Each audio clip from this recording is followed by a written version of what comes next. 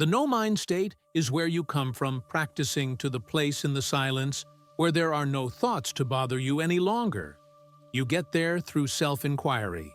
That's the fastest way. But that's not self-realization. Self-realization is when the mind is pulled into the spiritual heart.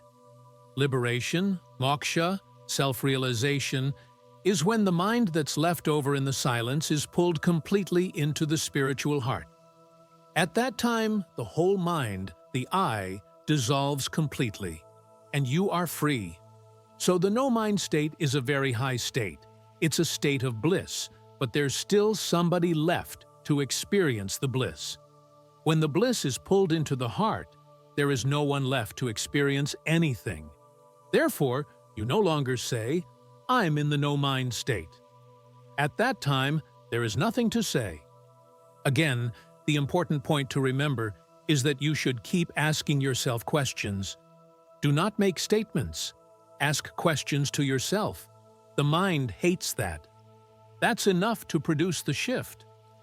When the mind begins to wonder about itself, it becomes weak. So the more you ask the question, the weaker the mind becomes.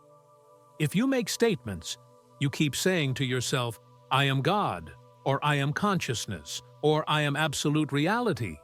The mind likes that because it wants to become God. It wants to be God. So then the ego thinks it's God, and you walk around with a chip on your shoulder. But when you go the other way, when you ask, "Who am I?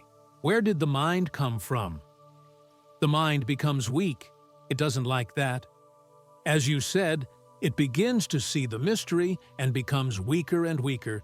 It devours itself, so to speak. But of course, the ultimate truth is, there is no mind, so do not concentrate on the mind doing anything. But ask, to whom does the mind come?